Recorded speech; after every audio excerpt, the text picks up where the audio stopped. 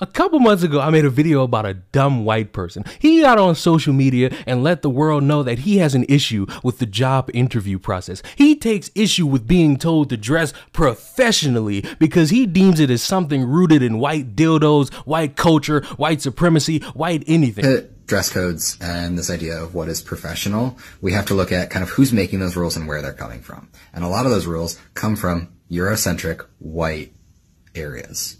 So what's the point of a dress code? The point of the dress code is conformity and to put forth a specific image. But what is that image and where does that image come from?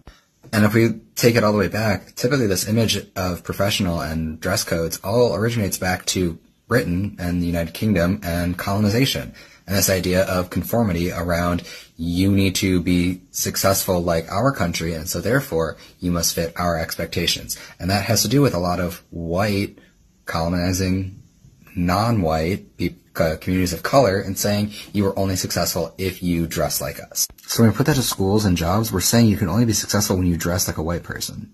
Because when you're white and you're young and you're dumb, you're stupid, and you think the world revolves around only black people, and you meet 4 black people that call you racist 24/7, you have to constantly deem yourself the white ally and savior. 24/7, 365 days out of the year, you have to let the world know you hate being white. Everything you see is a form of white privilege. Everything that breathes is a form of white culture. Everything that moves is a result of white supremacy. And if you don't do that, those same 4 black people you met are going to call you racist again and again and again and again. And you don't want that. You don't want that in your heart. So you got to constantly sound like a dumbass in order to appease a bunch of people that don't like you anyway. My issue with that video was that he presented it as something I'm supposed to be offended by. He used all the buzzwords to get all the black people to stand up and say, hey, that's something peculiar. Oh, let me think about this. Oh, I actually agree with this. Actually,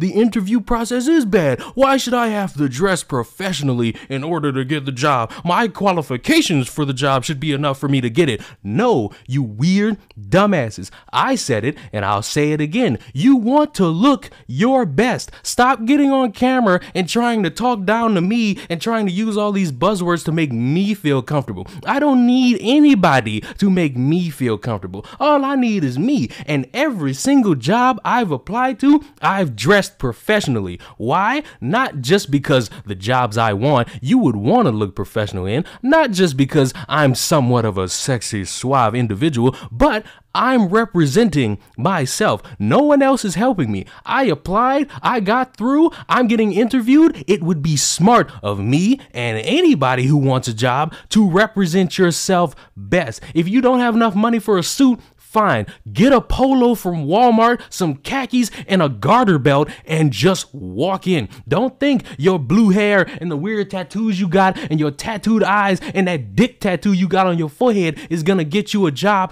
anywhere in the corporate business. That's only gonna work on OnlyFans and DeviantArt. That's not really gonna work anywhere else. You could probably skate with McDonald's, but even then, McDonald's is gonna sit there and say, I'm not really sure about that. But the one thing that wasn't discussed by that white ally or me or really anybody that talks about this in a certain matter is the review process. People doing background checks because a company wants to make sure that you are who you say you are. They don't want to have you in here saying all these nice words, saying all these cute things, buttering them up, being well spoken, and then they do a background check and they see you're a damn psychopath. And that should be the standard for not just jobs but organizations, because organizations just grabbing people by the threshold and saying, join us, accepted, you, come here, we love you, join our movement, is dumb because you got bad apples in every group. There is at least 5 bad apples in a group full of 100 of them.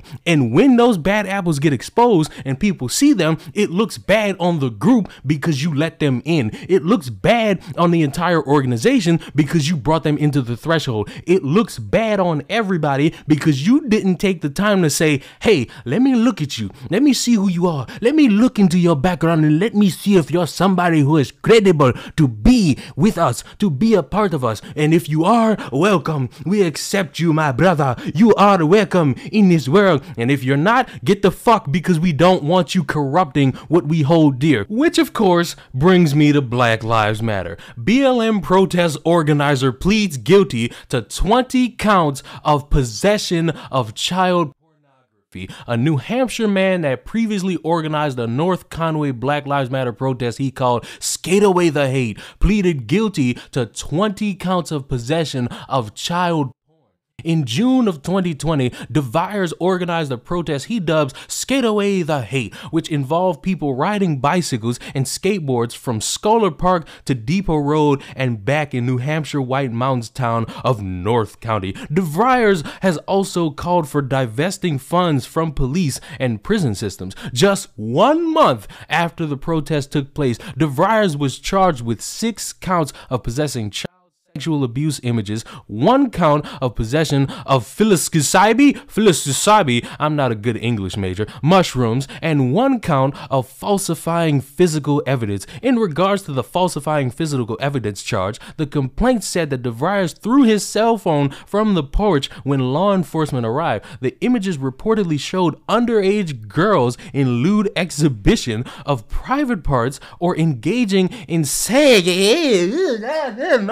DeVries began his prison sentence on December 27 after being allowed to live with his wife in Sweden, Maine while out on bail, because of course, when you're somebody who's this disgusting, you're allowed to be out on bail. According to the Daily Sun, 1 year could be taken off his sentence if he completes sex offender treatment. His sentence includes 7.5 to 15 years in prison, suspended for 5 years, a $4,000 fine, and he must register as a sex offender and comply with probation. Before DeVires was handed his sentence, he reportedly spoke to express his remorse, shame, and guilt. He said his behavior impacted himself, his family, and community. One reason he chose not to go to trial is so the photos and evidence would not have to be viewed again. I know I wouldn't be here today being charged with these crimes if innocent children were not victimized at some point, and I live with that as a father. You're a father! Wow! A disgusting human being who has all this child imagery, all this and you're a dad.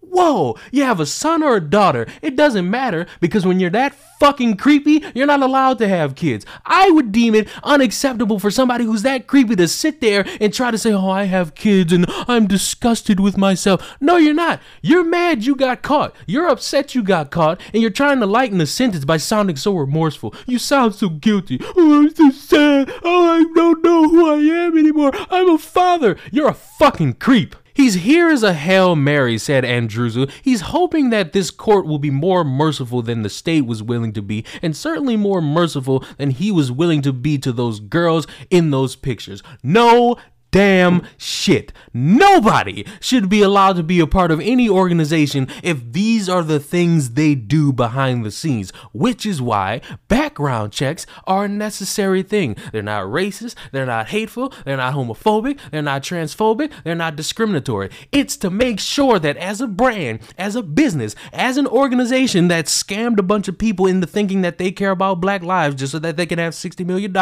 it would be wise to background check everybody who's in these high positions. It would be wise to background check people who are spending their time saying, I am the hallmark of Black Lives Matter. I am the leader of this organization, because people got skeletons in their closet. People got petty things. People got breakups. People got how the time they bullied somebody in high school. But then you got people like this, grown adults who have child imagery in their phones to the point where the cops show up and they try to throw it and break it because, oh my God, I didn't want people to see those images. No.